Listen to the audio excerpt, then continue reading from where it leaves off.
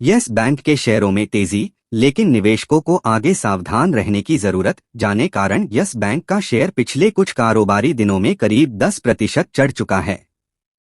जून तिमाही में फीस और ट्रेजरी गेन्स से इसका शुद्ध मुनाफा अधिक रहा था। हालांकि इसका लोन ग्रोथ इंडस्ट्री के मुकाबले कम है। यस बैंक के शेयरों में निवेशकों को अब क्या करना चाहिए, जानें इस रिपोर्ट में। यस बैंक का शेयर पिछले कुछ कारोबारी दिनों में करीब 10% चढ़ चुका है और इस तेजी के पीछे फंडामेंटल कारण नहीं लगते हैं। इसके उलट बैंक संकट से बाहर निकलने के बावजूद कई मोर्चों पर संघर्ष कर रहा है। इसमें कमजोर डिपॉजिट प्रोफाइल, इंडस्ट्री के मानक से कम ब्याज मार्जिन और आर्क लेनदेन के जरिए कॉरपोरेट बुक को साफ करने के बावजूद स्लिपेज के लगातार ऊंचा स्तर पर बना रहना आदि शामिल है।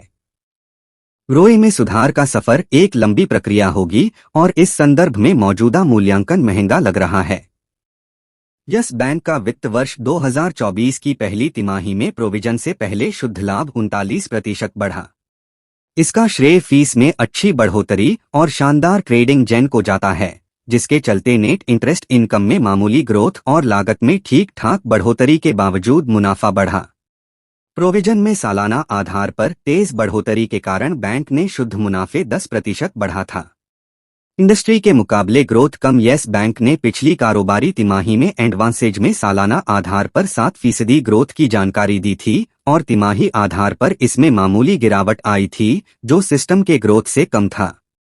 इसके पीछे कॉरपोरेट बुक में गिरावट अभी भी मुख्य कारण बना हुआ है और अब यह एक साल पहले में रहे 38% से घटकर 25% हो गया है।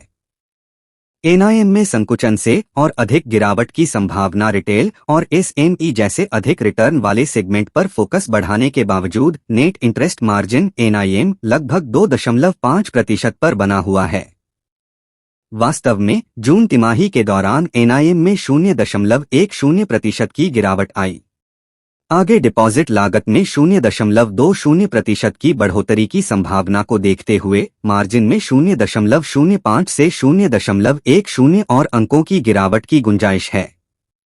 जब तक बैंक डिपॉजिट प्रोफाइल में पर्याप्त सुधार और या कम स्लिपेज और इंटरेस्ट रिवर्सल नहीं देखता, मार्जिन में बढ़ोतरी चुनौतीपूर्ण साबित हो सकती है।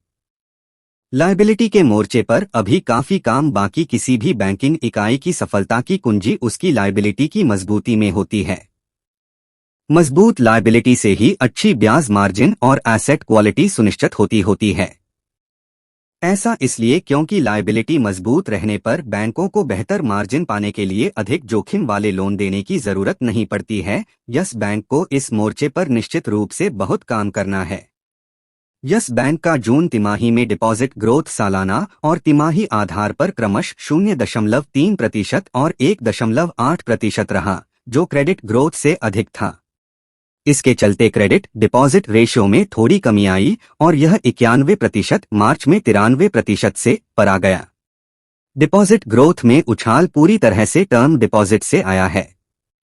साथ ही कम लागत वाले कासा, चालू खाता और बचत खाता की हिस्सेदारी कम होकर 19% पर आ गई, जो एक साल पहले 31% था।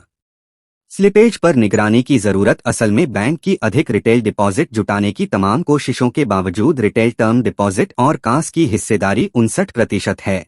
इसके बाकी प्रतिद्वंदियों के मुकाबले बहुत कम है।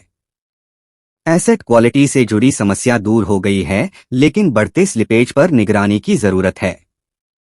रोए में सुधार एक बड़ी चुनौती। बैंक ने जून तिमाही में 0.4% का रोए दर्ज किया है और मध्यम अवधि में 1% रोए हासिल करने का लक्ष्य रखा है। बैंक को उम्मीद है कि लोन ग्रोथ में बढ़ोतरी, बेहतर कासा के चलते मार्जिन में सुधार, अपनी खुद की प्राथमिकता वाले सेक्टर के लोन में ग्रोथ, प्रोडक्ट्स की क्रॉस सेलिंग में उछाल और क्रेडिट लागत में कमी आदि के जरिए उसे रोए को बेहतर करने में मदद मिलेगी। रोए का सपोर्ट करने के लिए हम देखते हैं कि इसे हासिल करने की राह काफी लंबी होगी। इन सब वजहों को देखते हुए हमें लगता है कि मूल्यांकन महंगा है, खासकर यह देखते हुए कि इसके बराबर वैल्यूएशन वाले कई बैंक बहुत बेहतर रोए दे रहे हैं और यस बैंक की पूरी तरह से वापसी की राह अनिश्चितताओं से भरी हुई है।